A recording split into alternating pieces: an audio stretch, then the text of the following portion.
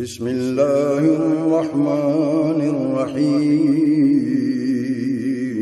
شروع اللہ کے نام سے جو بڑا مہربان نہایت رحم والا ہے۔ لقد أنزلنا إليكم كتابا فيه ذكركم أفلا تعقلون۔ اب کسی طرح مدینے میں بلا لو ہم کو، اب کسی طرح مدینے میں بلا لو ہم کو،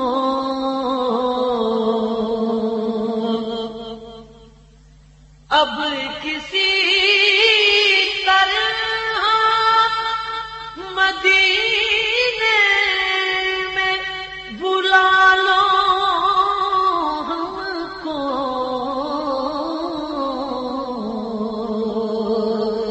ہجر کے گھور اندھیروں سے بچا لو ہم کو،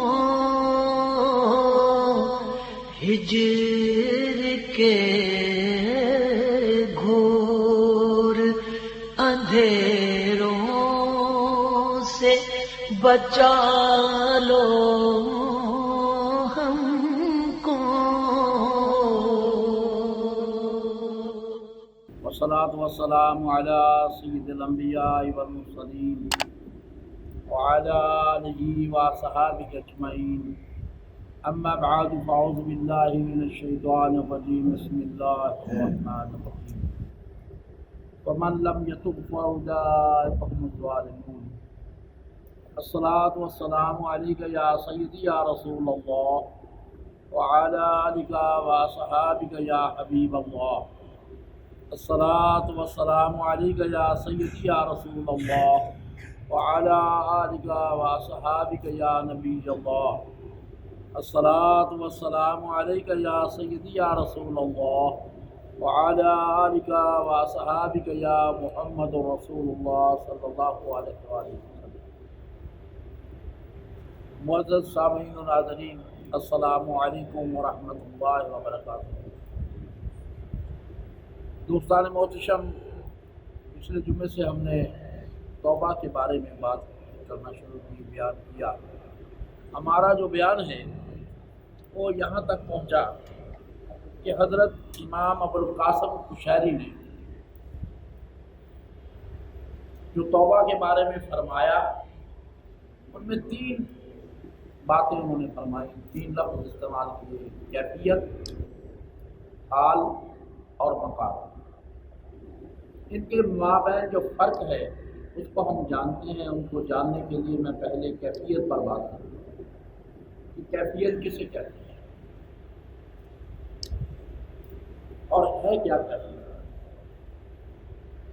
حضرات محترم، جب بندہ نماز پڑھتا ہے یا تلاوت کرتا ہے یا استغفار کرتا ہے یا نعت پاک سنتا ہے،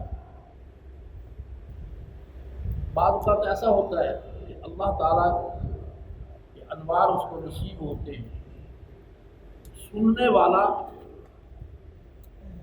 ایک عجیب سی کیفیت میں مبتلا ہو جاتا ہے، اس کے قلب و باطن پر وہ کیفیت طاری ہو جاتی ہے اور وہ بندہ رونے لگ جاتا ہے، اس کے رونگٹے کھڑے ہو جاتے ہیں،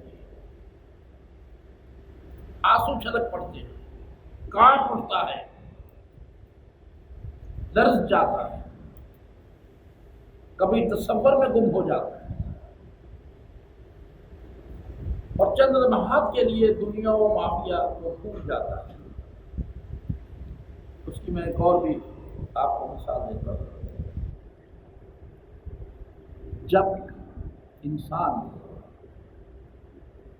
نزاع کی کیفیت میں ہوتا ہے، مرنے کے قریب ہوتا ہے، اس شخص کے آگے ایک فلم چل رہی ہو، جو کچھ بھی اس نے دنیا میں کیا، کسی سے زیادتی کی ہے، ماں باپ سے اس نے اگر اچھا سلوک نہیں کیا، وہ سب کچھ اس کو نظر آ رہا ہوتا ہے، لیکن وہ مجبور ہوتا ہے، کچھ کر نہیں سکتا کیونکہ نزاع کی کیفیت ہے اور وہ کیفیت برقرار نہیں رہتی، چند لمحے یا چند منٹ قائم رہتی۔ اسی طرح کبھی کبھی ایسا بھی ہوتا ہے کہ انسان سوچتا ہے بیٹھ کے، وہ اللہ کے بارے میں سوچتا ہے کہ یار اللہ تو بہت بڑا ہے اور میں بہت گناہ گار ہوں، میرے سے بڑے گناہ ہو گئے۔ میرے پیارے آقا صلی اللہ علیہ وسلم کا تصور قائم کرتا ہے، اس کے بعد اس کو تھوڑا سا خیال آتا ہے کہ یار میں نے ماں باپ کے ساتھ، بہن بھائیوں کے ساتھ، یا میں نے فلاں بندے کے ساتھ اچھا سلوک نہیں کیا، اس کا مال کھا لیا، یا میں نے اپنی بیوی کے ساتھ اچھا سلوک نہیں کیا، اپنی اولاد کے ساتھ اچھا سلوک نہیں کیا، اس کی کیفیت ایک عجیب سی کیفیت ہو جاتی ہے، اس کے رونگٹے کھڑے ہو جاتے ہیں، وہ کہتا ہے کاش میں یار یہ کام نہ کرتا، لیکن وہ وقت تو ہاتھ نہیں آتا، وقت گزر جاتا ہے، تو اسے کیفیت ہے۔ آپ نے اکثر مشاہدہ کیا ہوگا کہ جب وہ بندہ نعت پڑھتا ہے تو کچھ لوگ جھومنے لگ جاتے ہیں، یہ بھی ایک کیفیت ہے، کچھ لوگ جھومنے لگ جاتے ہیں، کچھ وجد میں آ کر اس کو سننا شروع کرتے ہیں اور وہ رونا شروع کر دیتے ہیں۔ اب وہ کس لیے روتے ہیں؟ کیوں روتے ہیں؟ اللہ کے انوار ان کو نصیب ہوتے ہیں اور ان کے دل کی کیفیت، ان کے قلب کی کیفیت، اس کے باطن کی کیفیت بدل جاتی ہے اور وہ تڑپنے لگ جاتا ہے، وجد میں آ جاتا ہے، اسی کیفیت کہتے ہیں۔ یہ کیفیت جو بندہ بیٹھا ہے اس مجلس میں، اگر 100 آدمی بیٹھے ہیں تو اس کا مطلب یہ نہیں ہے کہ 100 کا ہی وہ کیفیت تاریخ ہو، نہ نہ نہ، وہ چند لوگ ہوتے ہیں، سب پر نہیں ہوتے۔ جس پر کسی پر ایک لمحہ کے لیے وہ کیفیت آتی ہے، کسی پر چند منٹ کے لیے، کسی پر 10-15 منٹ کے لیے، کسی پر گھنٹے یا 2 گھنٹے کے لیے وہ کیفیت برقرار رہتی ہے۔ کچھ ایسے لوگ بھی ہوتے ہیں جن کی کیفیت، جن کے اوپر یہ کیفیت 1 دن یا 2 دن رہتی ہے، مگر یہ کیفیت مستقل نہیں رہتی اور چلے جاتی ہے، آتی ہے، چلے جاتی ہے۔ اس کی اگر آپ کو ایک میں مثال دیتا ہوں، اب تو شاید وہ کم نظر آتے ہیں جگنو، پہلے وقت میں زیادہ نظر آتے ہیں، دیہات میں جاؤ تو نظر آتے ہیں، آپ رات کے اندھیرے میں دیکھیں تو ایک ہلکی سی چمک نظر آئے اور وہ غائب ہو جائے، بس اسی طرح کیفیت ہے۔ کیفیت کا بھی یہی حال ہے کہ وہ آتی ہے اور چلے جاتی ہے، دل و باطن اور روح پر وارد ہوتی ہے اور پھر زائل ہو جاتی ہے۔ کیفیت کے ان لمحوں میں انسان اپنے آپ کو اپنی بقایا پوری زندگی سے مختلف محسوس کرتا ہے۔ ان لمحوں میں وہ کیفیت انسان کو ہلکا کرتا ہے، انسان کے اندر ایک سرور پیدا کر دیتی ہے، انسان اپنے اندر ایک روشنی محسوس کرتا ہے۔ میرے دوستو، اس ساری گفتگو سے پتہ یہ چلا کہ جب بندہ توبہ کرتا ہے، دھیان دیتا ہے اور اپنے رب کی طرف رجوع کرتا ہے۔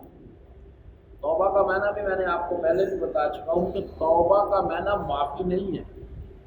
ہمارے ہاں اکثر وہ لوگ یہ سمجھتے ہیں کہ یار ہم نے توبہ کر، توبہ کا معنی یہ نہیں، توبہ کا معنی ہے اللہ سے رجوع کرنا، اور استغفار کا معنی ہے معافی مانگنا۔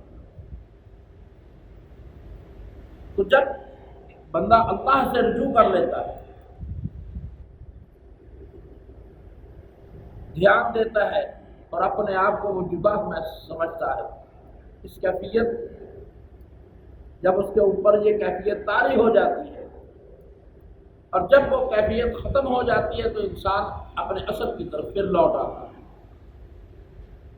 اپنے آپ کو وہی پاتا ہے جہاں وہ کھڑا ہوتا ہے، پھر وہی جھوٹ، وہی باتیں، وہی سارا کچھ کرتا ہے۔ اس کی ایک اور بھی مثال دیتا ہوں۔ آپ جنازے کے ساتھ جاتے ہیں، یار بولو تو جینا جاتے ہیں، جب وہاں قبرستان میں آپ جاتے ہیں تو وہاں کیفیت کچھ اور ہوتی ہے، لیکن ہر بندے کی بھی نہیں ہوتی۔ کچھ بندے کاروباری باتیں کر رہے ہوتے ہیں، وہ فون پہ لگے ہوئے ہیں یا ایک دوسرے سے باتیں کر رہے ہوتے ہیں، حالانکہ ہر بندے کی کیفیت وہ نہیں ہوتی۔ وہ جو کیفیت وہاں ہے قبرستان میں، وہ چند منٹوں کے لیے ہے، اس کے بعد پھر وہی ہیرا پھیری، وہی باتیں، وہی جھوٹ۔ مقصد یہ ہے کہ وہ کیفیت تبدیل ہو جاتی ہے۔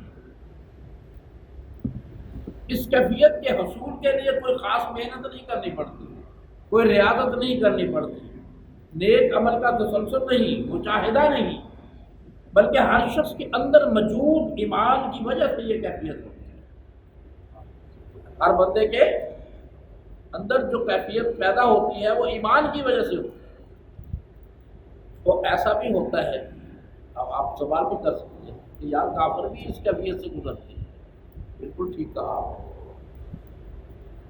کافر بھی اس کیفیت سے بہرور ہوتے ہیں۔ عزیزان گرامی، اب بات میں نے کی کافر کہ وہ بھی اس کیفیت سے بہرور ہوتے ہیں۔ سوال پیدا ہوتا ہے کہ وہ تو مسلمان نہیں ہیں، وہ ایمان کی روشنی سے مالا مال نہیں ہیں، ان کے اندر ایسا کیوں ہوتا ہے؟ ان کی کیفیت کیوں ایسی ہوتی ہے؟ اس کا جواب سنیے۔ مومن جو مومن ہے وہ بڑی بات ہے، مومن اور مسلمان میں فرق ہے، میں آگے چل کر بات کروں۔ اس کے اندر ایمان ہے، لیکن جو جسم ہے، جو نفس ہے، وہ روح کا مرکب ہے۔ جسم اور جو روح ہے، نفس، جسم اور نفس روح کا مرکب ہے۔ روح کافر کے جسم میں بھی ہے، بڑے غور طلب بات ہے یہ، روح کافر کے جسم میں بھی ہے اور مسلمان کے جسم میں بھی ہے۔ آئی تو وہ وہی سے ہے، کہیں کدھر سے آئی ہے؟